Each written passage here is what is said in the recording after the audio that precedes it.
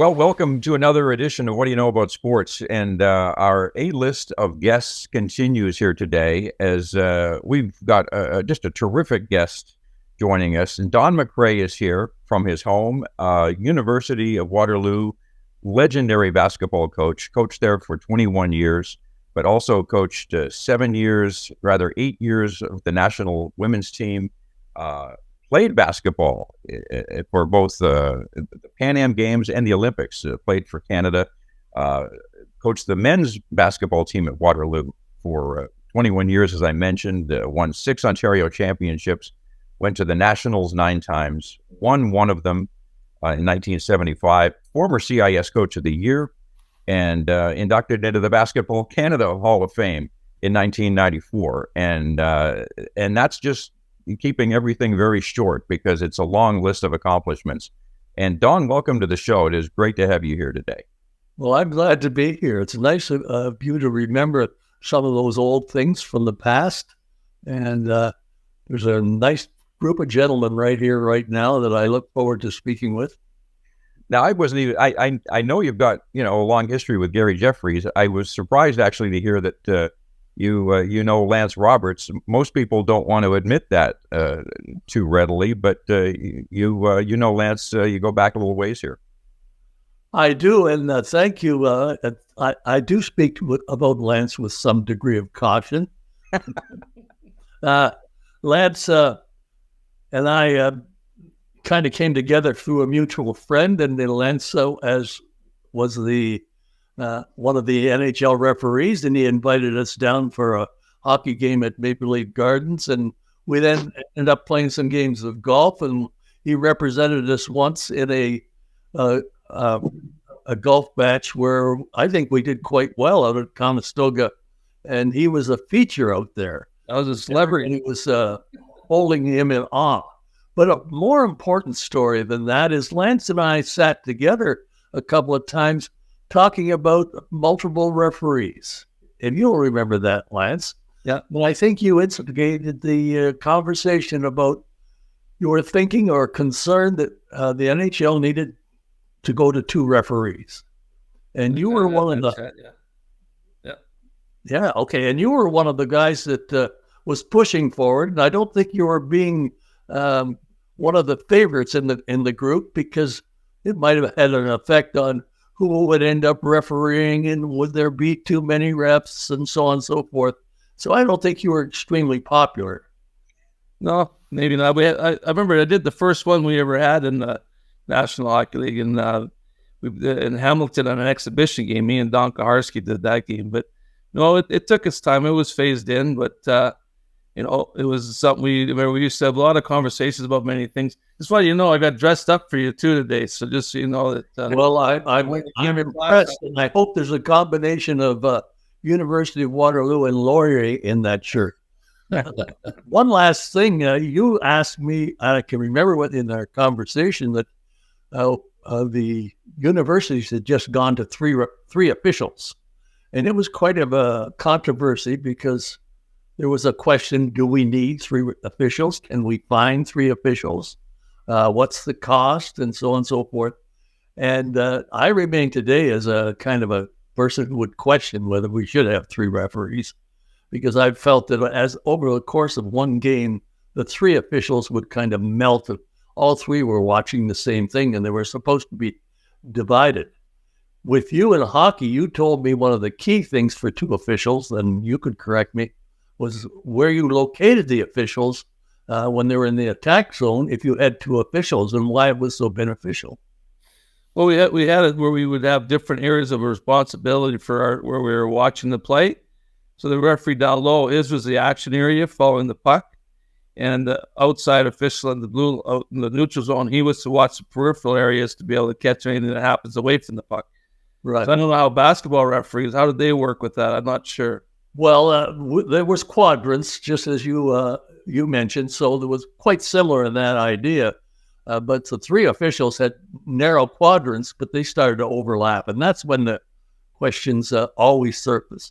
I noticed, however, you didn't go to only 1 linesman, and I thought you could go to only 1 linesman as a NHL referee, but I do know why you had 2 linesmen, because you needed some bouncers. Yeah. Yeah. Yeah. Besides, One guy could do it all. Yeah, we need a couple of guys out to handle the big boys. Yeah, that's good. And you stood back with a pencil and a paper, I think. Absolutely. I wasn't getting in there. Well, that was interesting that we hooked up that way, and Yeah. it kind of reminded me about some of the other stuff that I did as a coach, and it's all over the map in terms of what I was involved in. One of the things that you might be interested in, Randy, is that in 1976 I did the color commentary for basketball, men's basketball in Montreal at the Olympics. Oh, wow. So I went through decades of playing basketball in 59 and 60, and then being involved in 76 with the men and at the Olympics, and then of course 8 years with the women. One of the good stories, I think, is that people might still remember some of the guys I played against. I played against in 1959 down in DePaul in Chicago, and we were playing the Americans in the opening game. And they had 5 All-Americans and 5 guys from the NIBL, which was the National Industrial Basketball League. In any event, their 5 guys were pretty special. So anyway, I draw my check, and I know who he is a little bit. And so, but he's only the same size as I am, so we're gonna have a game. Well, we went down once, and he took a rebound off the glass right beside me and turned, and I took after him, and I'm pretty quick.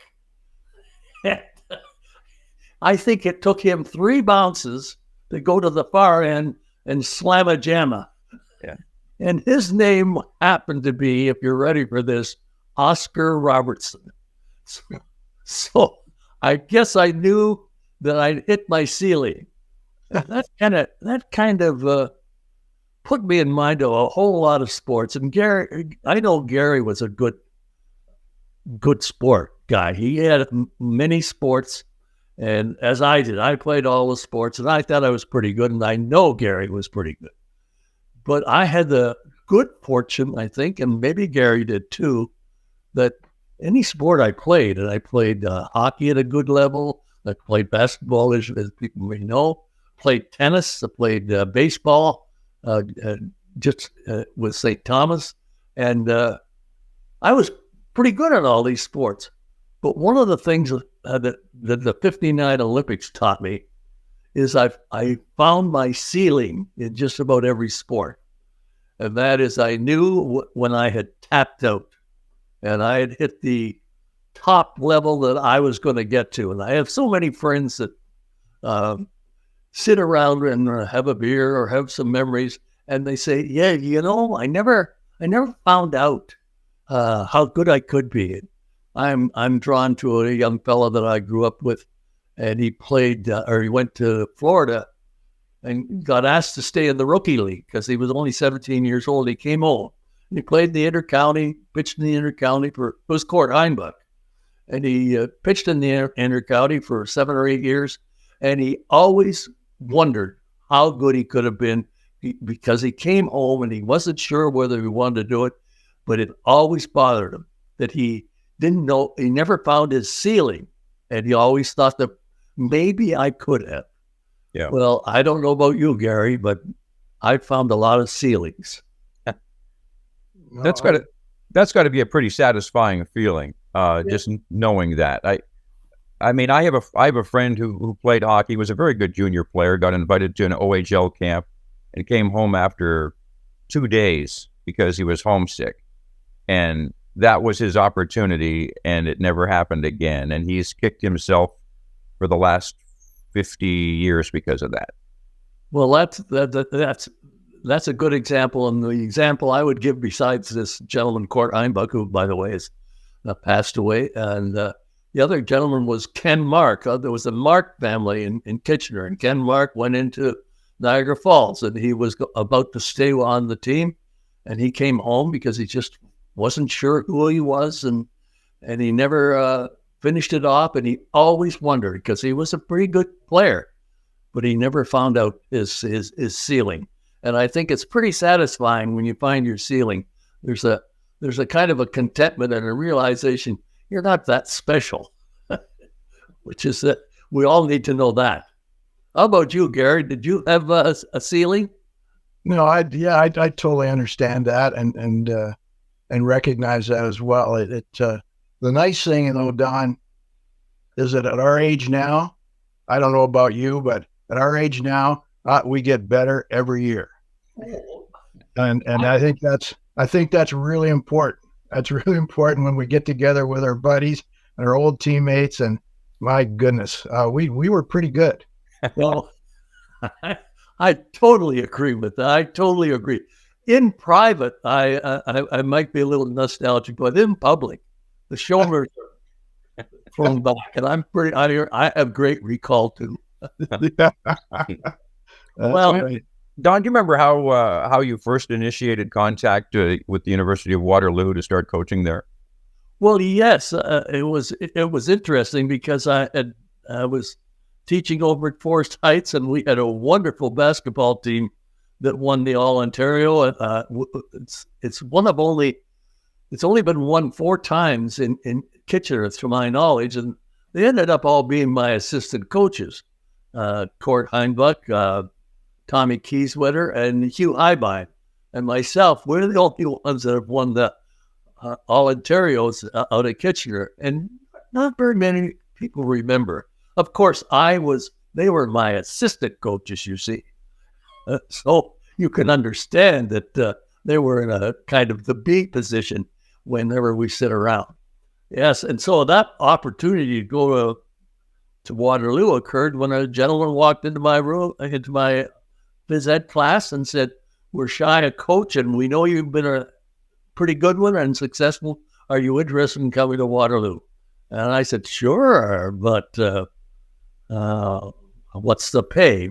Okay, because money talks. And so they had tried me with a contract, and I balked until they met the contract. And so at the end of the year, I turned into a university basketball coach after my years as a Olympic coach and a high school coach, and then we started up in the men's program that went for 21 years. Yeah.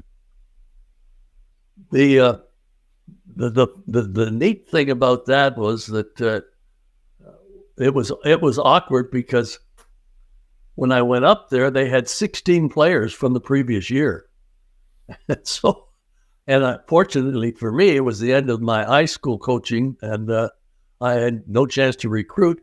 So I ended up with 16 players. Well, there were some guys there that weren't as skilled as I had hoped for. So it was a difficult year while we tried to sort out these fellas, and then we got the recruiting going, and it was a really successful period of time, including what I would like to brag about, or I should brag for my players. 1975, we won the Nationals. We went to the Nationals 9 times, and we finished runners-up in a couple of finals and so on, but we only won it once, and it was a classic year, and that would be a story in itself. I think, Don, I think we'd all like to hear that story. I think that 75 season was obviously special. I remember, I was there back when the Nationals were at your gym at the PAC at Waterloo, and that place was just rocking, and it was a magnificent game. But that entire season, starting down in Florida, I guess you went to a tournament down there at Christmas time, and what unfolded there, and right through to I think it was it Phil Goggins with yes, 4 seconds left. He's a gentleman that knocked her down, and Bedlam ensued there in the PAC. It was a great experience to be there, and if you could share that season with us, I think everybody'd be interested in it. Well, thank you for giving me the opportunity to speak to that, because it's a special scenario for me. I can only say that the term that I would apply here, it was bittersweet.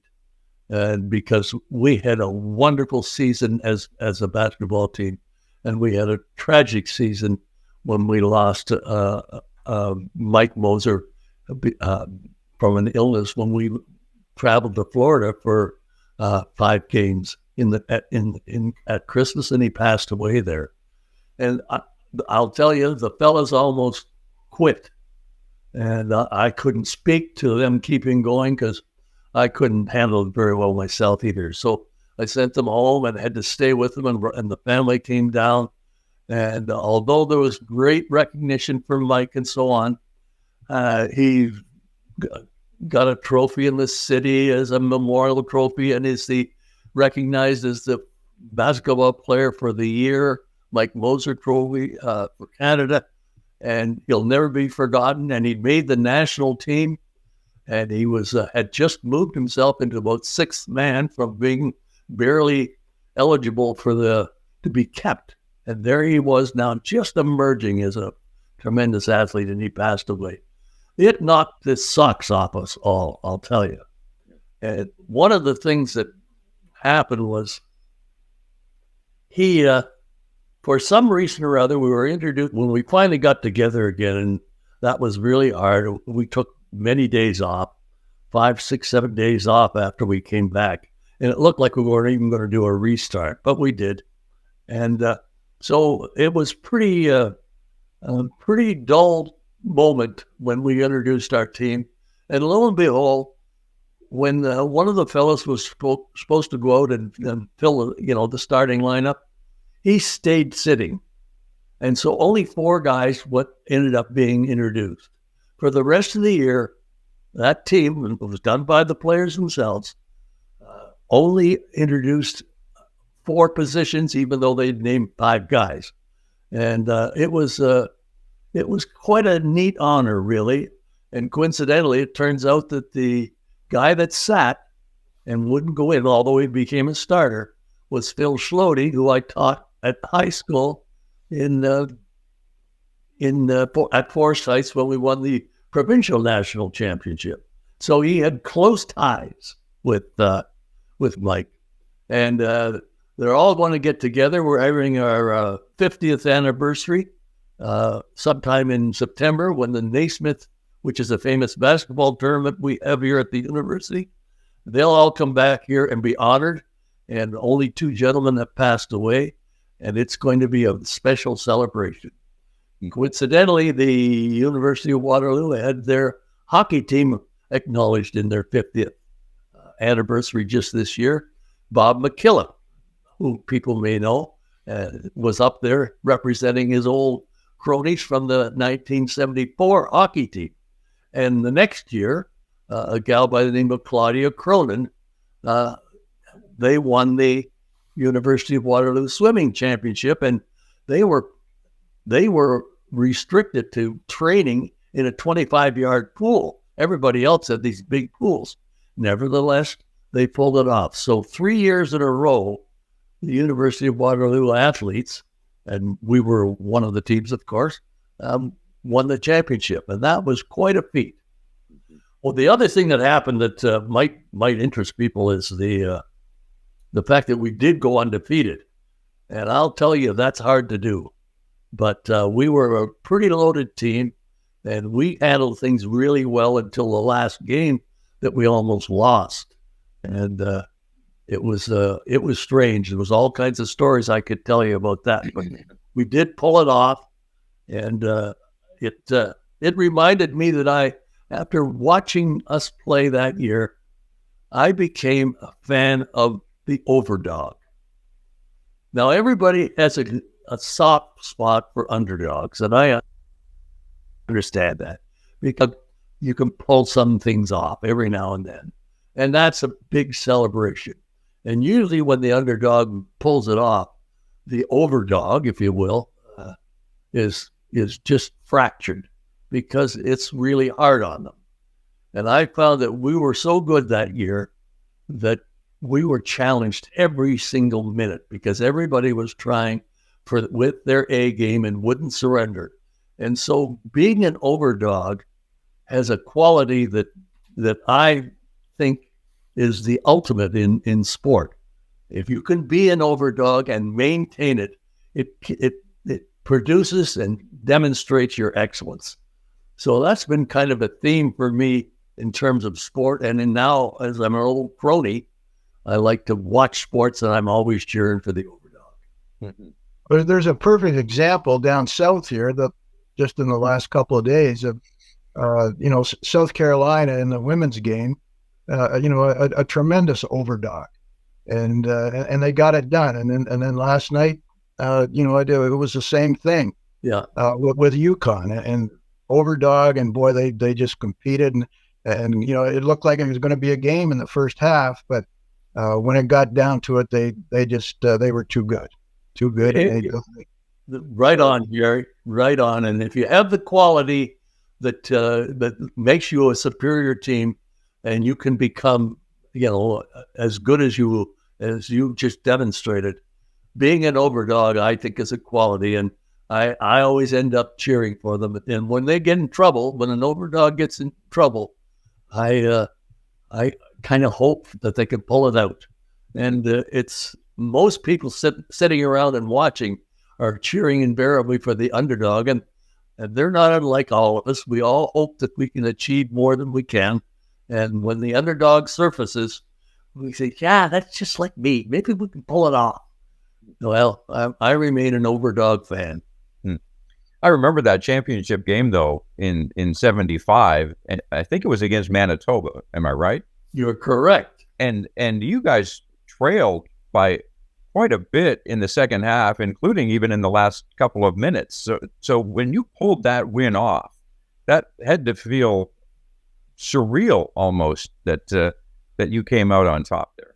Well, I don't know how many people remember that game because there were a couple of things in the tournament, and it was for the national championship. So this was a semifinal, and we were going to play St. Mary's, and they had, in those days, they had you could have 5 years of eligibility because of the co-op program and a cooperative educational program whereby a student stays out for a term and then comes to school and goes back out for another term. And therefore, your educational experience can be extended for 5 years. And so the Americans would come up and play mostly in the Maritimes. So in comes St. Mary's to play us, and we're pretty good, and we haven't ever lost. And St. Mary's is a little bit afraid of us because we've got this background. So they come on the floor, they have a 7-footer and a 6'9" guy, and another guy from the States. And these guys are all from the States. And they come out, and we look at them. Our biggest guy is 6'6". Okay, so we're supposed to be so good, but we're going to be outgunned, and I'm concerned about it. I know we're good. They come out and they let the air out of the ball. That is, they come out and stall. That was before the 30-second or 24-second clock. And they come out, and our fans, and the gym is jammed. This is the semifinal. Our gym is jammed. And the St. Mary's team win the tip because they have a 7-foot guy taking the tip. They get the ball, they go out, and they stop playing, and they don't play. And our gym was way overcrowded. They had people peeking in from windows. And everybody stands and used to clap until we made our first basket. Well, I think it was at the 11-minute mark, a mistake was made by St. Mary's, and it's 11. It's nothing. Okay, so we're going for 9 minutes of this, and the fans are anxious, and the gym is pounding with this clapping. And make a mistake, and one of our guys intercepts the ball. He goes down, and he's one of our really great shooters. And damn it, if he doesn't pull up at the 3-point line, which didn't exist then, and pull up and shoot and nails it, okay, right out of nowhere. And that just unraveled St. Mary's. And we went out at halftime ahead 24-7. And that wasn't the correct way a game should be. Yeah. But it was a unique game, and it it took a lot out of everybody, and we were the feature game. So the next day we're going to play at noon hour. We start playing, and Manitoba's a very good team. As a matter of fact, they won it the following year. But to stay with your points, Randy, the last few minutes, we are really trailing. And we never trailed once all year. So we're trailing by 6 or 8 points. Of course, I have to start coaching now. So I take a timeout and go over and decide that we have to start pressing. And we don't have a really good press because we never needed it. Okay, so of course I'm using all my wisdom. And I say, okay, we've got to run. And I told them about a kind of press that we had to run because we had walked through it. And one of our really experienced players says, Coach, he says, they're up 6. We got about 4 minutes left, whatever it was. He said, they're starting to give us stuff. They're breaking down. And I'm going, oh boy, what do I say now? And so I said, okay, well, we press once only. Okay, so we come up and see if we can steal the ball. And then we'll go ahead and play. So that's my coaching skill. The coach always has to have the last word, whether it's worth a damn or not. And in any event, they go out, and sure enough, we trap them and get the ball and score. We never missed a shot. They never won it, and there was some jump ball scrambles because it wasn't an alternating shoot turn thing with tie-ups. We won every jump ball. We made every free throw, and then we get right down to the end, and we're losing by a point, and we score, and they take the ball in bounds, and one of our guys forces the guy out of bounds. Now we have the ball for the last shot, and we hold it for 20 seconds, and then we take a shot, which, it's a make or miss. And one of our substitute players is playing because a couple of our guys had fouled out. Bingo, right in the hole. And that was the game. The game was over. Well, 4 more seconds, but that was just a sensational experience for us, and it was very fulfilling. The players were exhausted because you get emotionally wrapped up, especially with the previous night when they held up the ball and wouldn't play, and the fans are going nuts. It was a really fulfilling moment. So that was a real big highlight. And we always honored Mike Moser, and we had some private parties after, and Mike was front and center in our minds. I read a quote here recently, Don, from you after that game. When you were asked, if Mike Moser had been playing in the national championship, I know what I said. Yeah, what would have happened? And you said if Mike was playing, they would have mailed it to us. Yeah, that's right. I mean, he was our lead scorer too. We went up to just before Mike. What's another Mike story? I hope I'm not beating on Mike, but Randy, I hope this is okay. I can go on and on with all these stories, but we went up at Christmas just before we went south, and we played 2 American teams. Well, as a matter of fact, there were 2 American teams and Simon Fraser University, who was playing in the NAIA, which was like the NCAA, sort of a branch of it. And we went up there and played there. And the first night we won by 90 to 80 or whatever. And the next night now we're going to play in the final. And I kind of indicate to the boys that the ball is not moving through some of the stuff we're running. And some of the stuff we're running means that Mike gets the ball. Okay. So I suggest to them that they got to move the ball. But so we play Simon Fraser, and we win 123-70, and Mike scores 35. That's the day before, or 2 days before we jump in a plane to go to Florida. And here's the guy at his peak, just at his peak. And the Simon Fraser, which was a big full scholarship school in British Columbia and played in the States, said we were a semi-pro team. Now, I didn't mind that. I didn't mind that at all. So that's a highlight story, and I hope that story reflected our season. It was just a good moment. How did you end up with the national women's team for 8 years? Well, that would be so. So I mentioned to you that I was doing color commentary up in Montreal during the Olympics in '76. So that was the year after our championship year, and we did very well, but we didn't. We lost. As a matter of fact, we lost in the semifinals the following year for the national championship. Anyway, we go. I'm up there, and the Canadian women are playing against the Olympic women, and they're losing like 190 to 50, or 90 to 50, or 101 to 50, and they're just dreadful. Well, I don't. I'm looking at it, but I'm not paying any attention because I'm doing the color commentary for the women, or for the men. But I'm paying attention to the women's game, and I find that it's just an embarrassment. So I go home, and about 2 weeks later, I get a call from Basketball Canada, and they say, "You've had a good year. Are you interested in coaching the women's team?" And because Jack Donahue has just arrived, and he was a famous coach from Holy Cross, and really a great man and a great coach. And so he was getting the men's program started, and it was making progress, and the women's wasn't. So I said, well, I'll have to check with my boss, and so on and so forth. And it got worked out that I could take off some time and be seconded with the national team. And it was an opportunity, I thought, because they were dreadful. I couldn't lose. And so I got these kids together, and I can remember touring across the country. And we had been it was the following year, actually.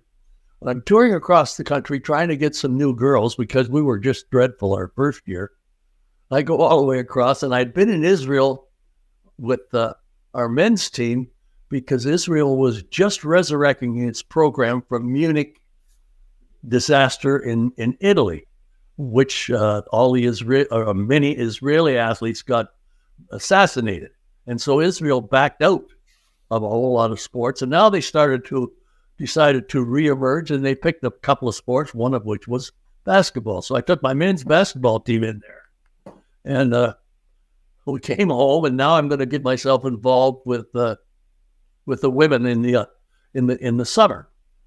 And I'm traveling across country, and I get stopped at some place, I think it was Edmonton, while I'm trying to recruit girls, and they were in the demonstration processes in each province. And I get a knock on the door, and it's a Mountie. Our RCMP is there, and I panic. And apparently I had brought something back that wasn't healthy from Israel. And I end up going to the hospital and being tested and so on and so forth. And I almost got aborted on all my trips. But that was a pretty good check and balance for me. But in any event, we start to play, and the athletes can't do anything but improve. And I pledge I'll stay with them for 6 years. Okay. And I figured 6 years would be the time that it would take for some of these younger girls to figure it out and be national team players. In fact, they end up being professionals because once they graduated, they would play in Europe and so on and so forth, which is what happened. And they turned into better and tremendous athletes. And I would say year in, year out, program in, program out, I got more satisfaction with the women than really with the men, because the women would play their heart out. If they understood what was going on, they would play their heart out. You had to explain it to them. They had to feel that it was being done correctly. And if it was, they were in totally. And it was a very rewarding time. We ended up doing in these years 24 tours. Now, 24 tours involve training camp and so on and so forth. It ends up being a gymnasium practice or qualification, airplane, hotel, gymnasiums. And we ended up doing really, really well. And I felt that we brought the program to where it belonged. And we went to we didn't go to the 1980 Olympics because it was boycotted by the Americans because the Russians had done something. And of course, as a North American country, we sided with the Americans. So in 1980, which was our Olympic year, we didn't go. In 1984, we went and we lost by jump shots, or we would have finished second. And so we finished fourth, which was really still pretty good. And I'm pretty happy about that. And my memories of these young players, girls, ladies, whatever you want to call them, because they all were so successful. It was really rewarding for me, and I really enjoyed it. I understand when your tenure there began to end, that team really backed you one time. Well, that's right. And I didn't know whether I should bring this up because it's a really long story. It's a story that pleases me probably more than anything I've ever done. Is there a short version, Don? Excuse me? Is there a short version? I'm afraid there isn't. I will try to make this as brief as possible. All right, do your best.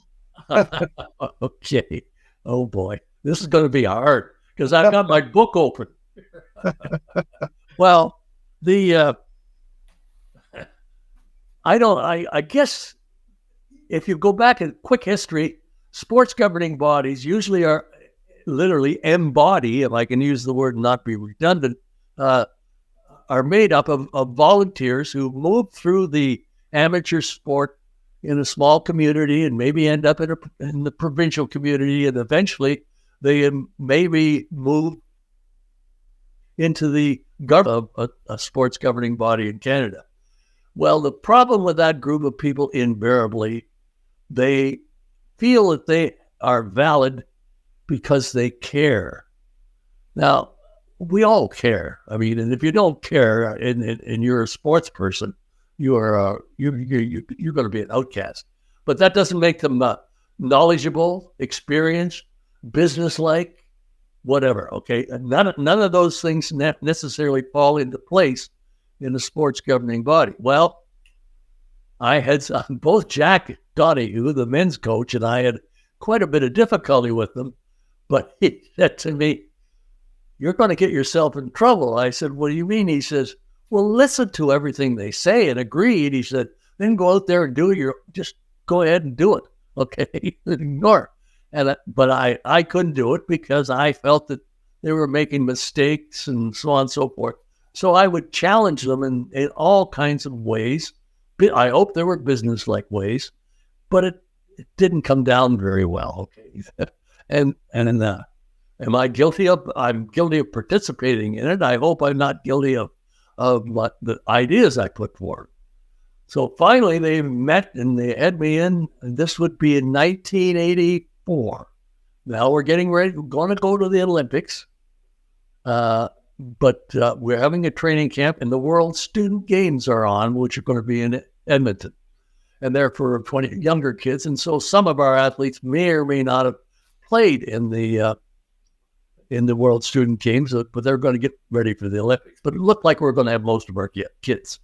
So I went to this meeting in early July or whatever, and they wanted me to resign. I said, "No, you have to fire me because I haven't done anything wrong." And they said, "Okay, well, now." I said, "Well, but I'll tell you how you have to fire me, or we're going to court." Well, that's now you see the mitts are off. Okay, the hands are up and the mitts are off. I said, "Fire me because we're incompatible, and I'll accept that." Okay, because they were done with me, and I was a very successful coach, and so I said, "Please let me notify the athletes that I've been fired and wish them well." Okay, so I notified the athletes, and in about a day, I get this phone call, and it's a conference call from a bunch of the athletes, the female athletes, the lady athletes, and they say to me, "Well, if you get reinstated," he said, "will you come back?" And I said, "Well, what are you talking about?" Okay, because I had written it off, and they say, "Oh, okay, yeah, I would, but what are you doing?" "Never mind, it's not up to you. You stay out of this." So what they did is they got together and they went out on strike and wouldn't play in the World Student Games, which was like an mini Olympic Games, and they wouldn't play. Well, that raised such a kerfuffle because it had never happened before. And so to sort it out, we had a prime minister or a minister of sport who was brought into the game. And I'm just about to go and play slow pitch. I might have been playing against Gary. I think we would have won the game. I'm not sure. I know. In any event, I get this phone call that I'm putting on my softball slow pitch spike because I'm a gunner and I haven't found my ceiling yet. Okay. And I get this call from the minister of sport. And it's one of his staff. And they said, we have so-and-so on the phone. He'd like to speak with you. I go, oh, okay. I'm in the basement putting on my ball shoes. And he's asked me, he says, we've got a kerfuffle here and we want to get it resolved. And this was well before the student games. And he said, we want to sort this out because this isn't good for sport and it's not good for the athletes. And he's trying to bail because he's just dealing with me as a one-off. And he's got some information, and he finally says, if I act, will you subject yourself to an inquiry? And I go, oh boy, it's okay to walk away, all right? And then to suggest that maybe I go back and subject myself to an inquiry where any kind of thing could be exposed if I've done something wrong, but I've done nothing wrong except challenge this board. So yeah, I said yes. And so the gals went out on strike and wouldn't play. So that made the news. And Randy, I don't know if you knew Skip Johns. Very well.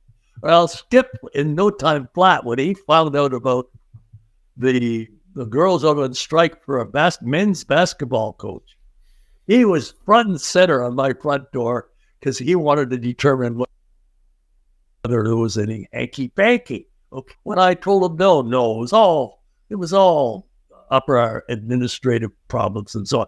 Well, he lost interest because there was no drama except for the fact that there was girls out on strike. And I remember giving Skip a hard time and he should have been more responsible. And he just used to grin. Anyway, lo and behold, I get reinstated because the athletes and they do an inquiry. They go across country with the lawyers and everything because they're doing it on a speed dial because one of my conditions were if I get reinstated, I want it to happen quickly because the World Championships are next before the Olympics. Okay. And he says, well, we'll see what we can do. Well, sure enough, they race through it. And I end up going and being interviewed in Toronto with a group and I go in there and I know I haven't done anything wrong, but am I going to do the right things? And am I going to say the right thing? And I never do find out, but I get reinstated and with no problem. And the girls all come back and I feel responsible, but I'm also indebted to them because a person's self-dignity, I guess it was retained or regathered. And I really liked my athletes from then on, and I would do anything for them within the realm of our team's growth. And it was quite a moment. And I don't know if anybody else maybe in North America, once they've been fired from a sports thing, ever gets rehired as people move on. So I might be a one-off, Garrett. Was that long version or short version? That was pretty good. That was good. You did well. All right. I've got one more. Fortunately, yesterday I spent an hour or so with your daughter over at Laurier. It was a Laurier athletic banquet that evening, and we had a chat about what was coming up today, and she said I should probably ask you your most difficult coaching situation. Now, with all the years at Waterloo and national teams, and there must have been a moment that was really difficult for you, and perhaps you can share that moment with us. I think I know what you're talking about. Are you talking about my post-university coaching?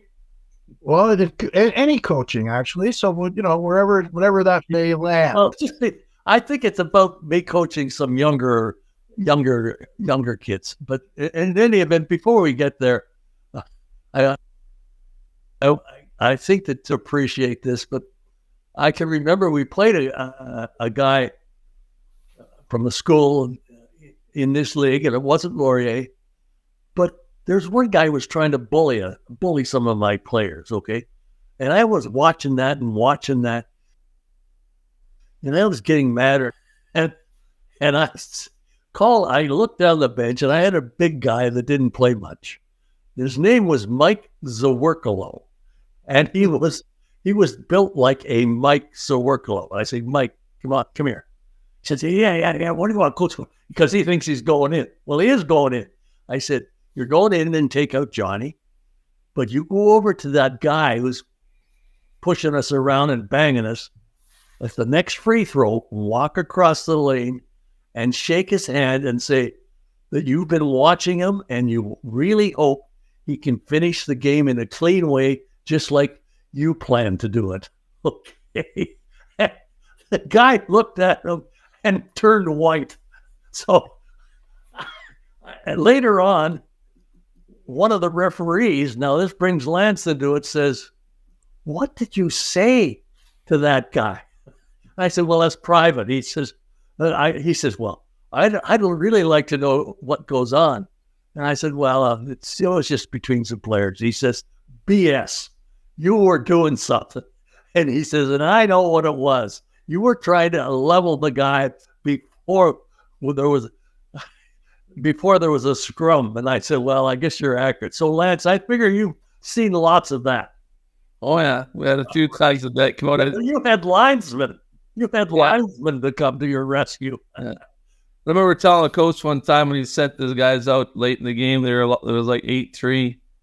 And I said, oh, these guys are going to tie the game up, are they? Yeah, I can tell you what's going to happen now, right? So yeah, that's kind of the same thing. They come out in that situation, maybe some guys need to get a reminder of what it's all about, right? So that's a good term. Anyway, back to Gary's request. So I've stopped coaching, and I'm enjoying playing golf and trying to be good at it, and found that ceiling as well. I don't know about you, but I found my golf ceiling pretty quickly. And I'm taking upon myself and Kate is just a youngster. By the way, Kate is my daughter. She's the athletic director at Laurier, and Gary knows her, and that's how this all came about. So I take over the young girls, and there's only 15 comes, and I keep them all, and we platoon them all, and everything's fine. Okay, and they make progress and try to have fun with them, and know that maybe I can help them improve a bit. But I'm not in any rush. I just want to keep them nicely organized and stay positive, and the goals are very small, and so on and so forth. So we go to our first practice, and I think it was our first game, and the kids are all in shambles, and they catch the ball running out of bounds and try to dribble it out of bounds, and then so on. It was really a mess. Anyway, we progress. So at halftime, I said, I gotta get this group together. So being an old teacher, I get them in the corner, make them face me, and I go through this big story about 5 players and a fist and playing together. And, first thing you do when you catch the ball, look for a team. Some simple things. But the list I think is okay. And the girls are all looking, they're quite eager. And I go to myself, I say, God, this is pretty good. I'm doing a pretty good job here. So anyway, I did the short version, Gary, but I get to my point. I'm done. I said, okay, we'll see you at the bench in 10 minutes. And I got to turn away, and one of the girls leaps up and says, 1 pigtail or 2. And they said 2. And they all sprint off into the washroom and put their hair into pigtails. That was the full Monty of my coaching. Okay. And I got, okay, I'm probably at the right level. I can remember, one other story that Kate, and I don't know if we're getting to the end of this podcast, but maybe we should be. Later in the year, we're playing and somebody does some kind of stunt to us. And I say, oh gosh, we haven't covered that. I better take a timeout and see if we can help them a bit. So I call them over on the timeout, and I'm just going to get started with my little magic board that I never used a board when I was coaching. I did in practice, but on games. But I had it for the girls because I could see the X's and O's and so on. So I begin to map out this problem, and all of a sudden the referee says, we'll go back in. Well, it turns out there was nobody at the timer that was keeping the minute for the timeout. So the ref only gave us about 30 seconds, and he's going back in. And I know that I have to do the short version. I turn and they say, wait. That timeout's too short. Okay. And the guy looks at me and he's kind of angry. And I said, damn it, we'll have to take 2 timeouts in a row. Bingo, he nails me with a technical. Okay. And I'm irate. And I can't do anything about it. And unfortunately, I didn't have hockey sticks to throw over the bench onto the ice. A good thing. Lance, I bet you had to dunk a few times. No, not really. But yeah, never had sticks thrown. I mean, but I've had a water bottle come flying. I'll bet you. Well, there's more stories there, but I don't know how far we go. Hey, Don, talk about being inducted into the Basketball Canada Hall of Fame. That must have, you talk about ceilings. I mean, it doesn't get much higher than that.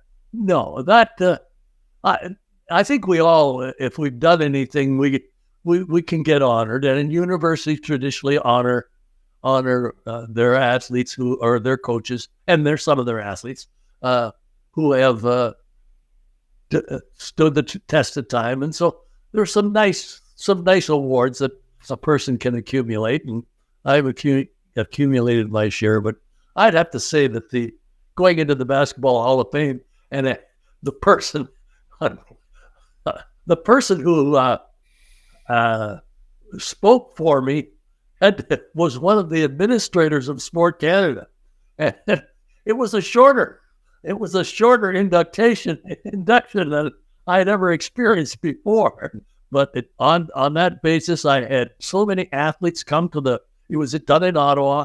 I had so many athletes come present. My father, who was at the time 92, came, and that was nice for me because I only saw him.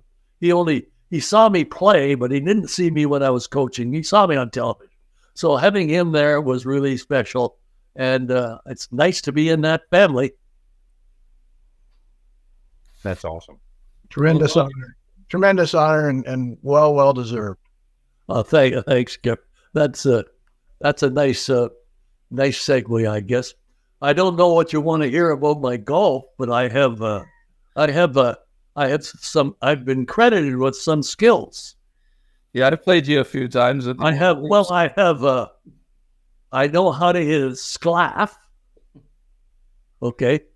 Do you know how to hit a sclaf? You don't know what it's called, but you'd seen them. So my golf has been a journey for me. I love playing golf, and I got down pretty low for a while, but gave up because it's too hard to maintain. And I also know that the journey of sport, as we talked about the ceiling, that's the trouble with golf. It can be a lifetime sport, but as you keep playing, a lot of things happen. You get shorter in terms of distance. You're not as consistent. You don't stay focused. Nowadays, all the alcohol consumption that used to be done is now verboten, and I understand why, and I guess I agree with it. But golf has been a fun relaxation for me, and I would recommend it to everybody. And I understand, Gary, you're part of a 1 or 2 golf tournament managements with Laurier. Well, we've got a couple coming up. One that we've run here. This is our 8th year, and as we chatted the other day, I'm hopeful we can get you out there this year. Well, oh yeah, but I don't swing it. Well, you can come and chip and putt, and maybe we can sneak a beer into the cart. That would be good. Can I have a cigar as well? Yeah, we'll definitely do a cigar. You're completing my day. There we go. There you go. Well, it's been a nice trip here, and I hope that unless you got something else that I can bring up, because then I'll have to travel into the long versions. Well, Don, I got to say you're very humble, because all those years I was with you and Bruce out there golfing and stuff like that, I didn't really realize how much you had accomplished. I thought that Bruce was the one that was making all the accomplishments when we were hanging around there. I thought he was the one that was the star. He's a big talker. Okay. But maybe we can get you and he out, because we are going for sushi in the next 3 or 4 days. So I don't know what your passion is for food. And by the way, any of you would be welcome, because then I will be able to hold court for the whole meal. Yeah, as long as someone's buying, sure. Let me know when you're going to be going for sushi. I'll be there in a minute. All right, we'll do that. If someone's buying, I'll guarantee you Randy will be there. Okay. All right, Randy. Yeah. Well, it was really nice meeting you, Randy, because I think that we, as you say, we touched base many times, but we were just like 2 ships passing. Yeah, well, I got to tell you too. So my first radio jobs covering sports were around 1980, 81, when I was working at CKKW Radio there in Kitchener, and I covered a lot of Waterloo home games on Saturday nights for a couple of winters there, and I will never forget how you talk about the 75 championship being jammed, but those games, even in the early 80s, were just packed. Like the stands were right up to the ceiling, and they were full. And what a great experience that was for someone who was just sort of getting his feet wet in sports broadcasting. I loved it. Yeah, well, I agree with you. And it was a recruiting tool that I didn't have to use sometimes, because when potential basketball student athletes would be, them came to the gym and said, I got to play here. Okay. Which was, made it easier for recruiting. And one of the recruits, or one of the guys that came, his name is Charlie Chambers, and he came from, Sir George Williams, which now is Concordia, in Montreal. And he was a guy who had, almost finished his university at what school, but it was at Concordia. So now he's going to enter his final year. And in those days, you could transfer and play. And I can remember he came in, and this was before the following year, when he helped a lot. When he said he met me in the hallway, and he kind of intercepted me. He said, "Can I speak to you for a minute?" And I'm kind of listening, and that was it. He says, "I've been all around the places in the States, and I played it in Montreal." And he says, "My last year's coming."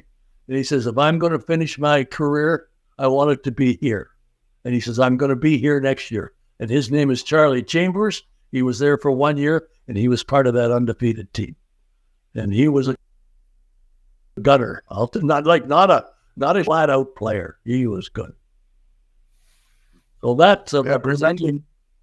Remember well. You know that there's probably another topic altogether, but I certainly remember those days, and there was no better venue than over at your place, and the atmosphere was incredible. It's just such a shame that we don't see that now.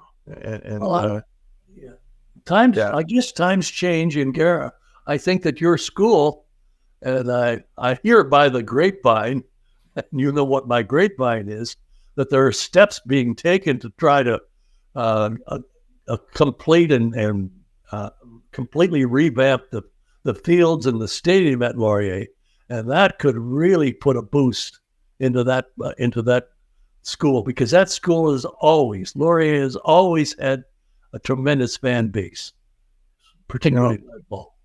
No, I totally agree, and we're working at it hard, and it looks like certainly something's going to happen this year. We got new turf, and we hope to have a bubble over it for next year and for the winter.